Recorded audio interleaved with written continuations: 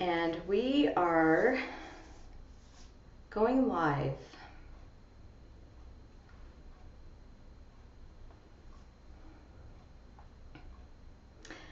Welcome. We are just waiting for one more for our YouTube to go live and we will get started. But welcome this morning. It is Friday and a beautiful day out there in the state of Utah. We are still just waiting for YouTube to get going here. I appreciate you joining us. So welcome business owners to our 4th live broadcast. And my name is Dana Ball. I am a small business attorney here in the state of Utah. I'm also a business owner.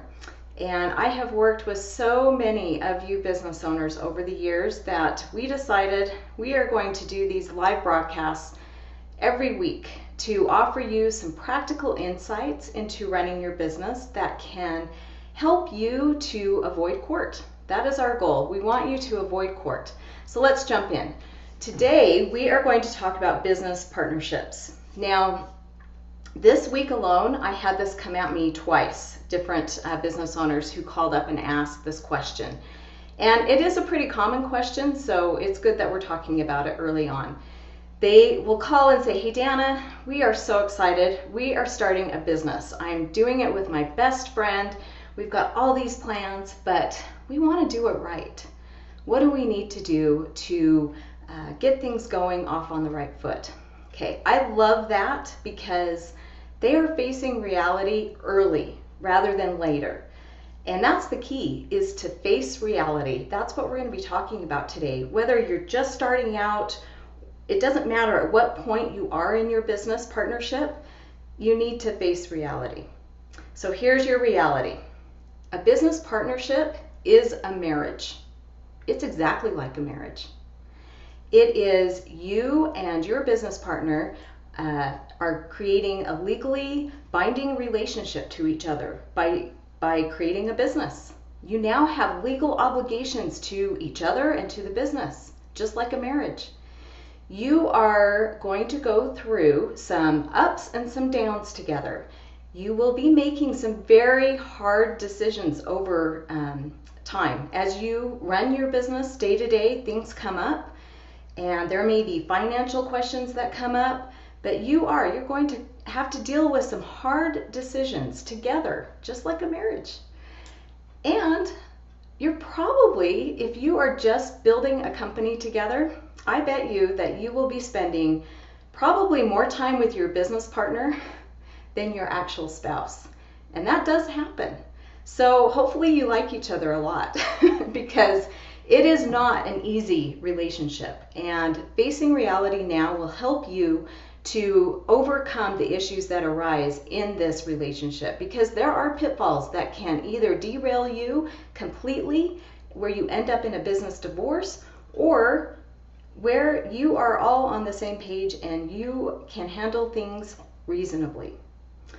So as you are running your business and there are going to be things that come up, I want to give you a bad example. And this example is the extreme, but it is real. It is a situation that occurred with some business owners I have worked with, and it definitely is the extreme. So just take it with a grain of salt so that you know at what point you are at with your business partnership where you need to kind of do a timeout and face reality. So we all have different personalities, and I have mentioned this in other broadcasts, but we do. We all make decisions differently. We handle conflict differently.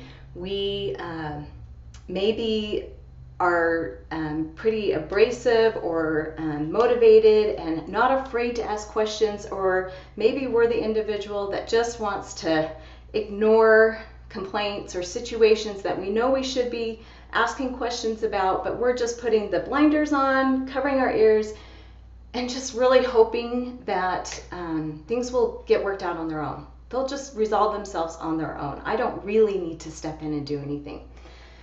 Well, you're going to end up in a mess. And what happens also is that sometimes we get business owners who both don't like to deal with conflict, who both have that personality that they just want to avoid it. And so in this situation, we had two business owners that really liked each other, but they didn't want to they didn't ask the right questions throughout the 20 years that went by. And all of a sudden you wake up one day and you realize that maybe your business owner who was in charge of paying taxes didn't pay those taxes. And now you've got back taxes. Now you have penalties and fines attached and liens attached to the business. And that affects you as the business partner. That affects the business. And maybe that could have been avoided if you had gone back 5 years ago and started asking the right questions when you kind of felt like you needed to, but you avoided it. You ignored those feelings. Maybe you have a business partner that assumes that you would agree with him or her on certain decisions that they make, but you never have the conversation to discuss whether you are in agreement or not. So maybe that business partner actually went out and traded services in exchange to get their house remodeled or their yard put in, and you had no idea. So this is profits that you didn't partake in because of decisions that were made by your business partner. This stuff happens all the time because the right questions aren't being asked at the right time. So how do we avoid a misunderstanding? How do we avoid multiple misunderstandings that culminate over a period of time and lead to a business divorce? How do we avoid an ugly one? Because it does end up being what we call a business divorce. And divorces can be ugly or they can be amicable. How do we avoid the ugly divorce of a business? Well, you need a contract. And I know you don't want to hear that. And please stay with us because that is what we're talking about the last couple of weeks and going forward. So go back and listen to the last couple of weeks if you need to jump up and get ahead and get where we're at. But you need a contract. A contract, I know that you really don't want to hear that, but with a business partnership, they're known as partnership agreements, buy-sell agreements. The most common one that we see is when you have created a limited liability company, you need what is called an operating agreement. That operating agreement is going to save your butt. It will, for sure. And it will make sure that that business divorce that could happen in the future will not be ugly. Because a contract puts in terms that it forces you and your business partner to figure stuff out now. So if you are just starting out in the middle of your business, 10 years into your business, and you don't have a contract between you and your business partners, it's time to do it. Face reality. So what this legally binding contract will do, it forces you to talk about scenarios that could happen. They may never happen. We don't know.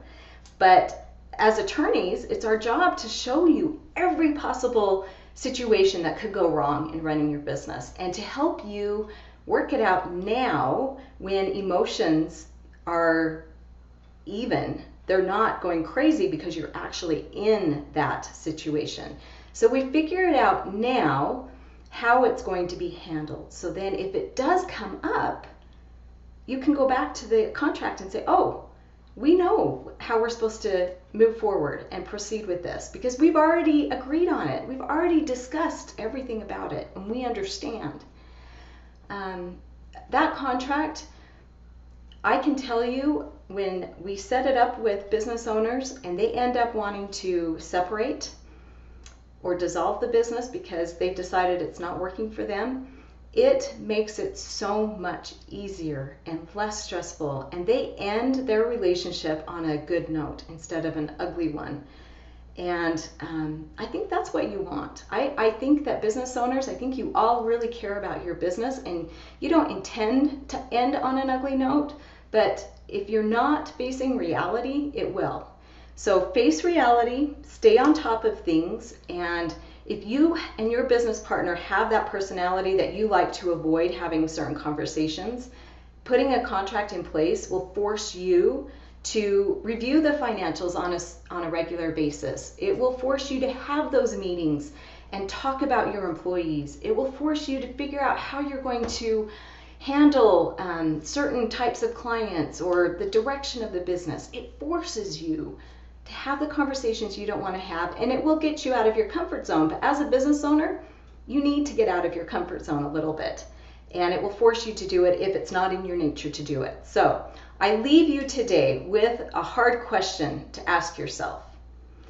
I want you to ask yourself, is there a question that I should be addressing right now with my business partners that I haven't talked about, I have avoided intentionally or unintentionally? I want you to ask yourself that question, and I'm challenging you to face reality and go have that hard conversation with your business partner and start getting yourselves off on the right track to avoid an ugly breakup if it ends up being that way. So we are here for you. We know business owners, you get stuck sometimes. So if you're stuck, give us a call. We're happy to help you get through whatever little or big situation you're going through to help you get unstuck. Again, I'm Dana Ball, small business attorney in the state of Utah. Have a great weekend. Thanks for joining us.